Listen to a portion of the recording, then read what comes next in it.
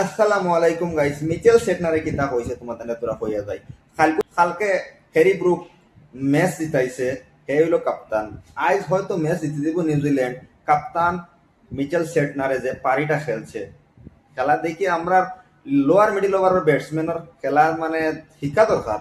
রিঙ্কু সিং, শিবম দুবে, হার্দিক পান্ডিয়া, আকসার প্যাটেল, ওয়াশিংটন সুন্দর, মানে যখন টিম কোলাপস হয় তখন যে মানে কিলা সিচুয়েশন হিসাবে খেলাই খেলাই যাবার লাগে আর লাস্টে গিয়ে রান কিলা মারা লাগে, মিচেল সেটনারের কাছে শিক্ষা রাখা লাগবো।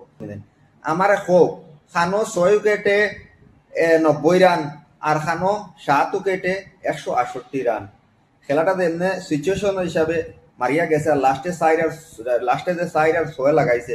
আর লগে যে মনে হয় আর একটা ব্যাটসম্যান আসলো, হেও মানে কন্ট্রিবিউট দিছে, কিন্তু খেলা তো মেইন মানে হে কাপ্তান না নি, কাপ্তানি পারি খেলছে। আমরার কাপ্তান সূর্য কুমার যাদব ম্যাচ উইনিং পারি তোমার খেলা লাগবো।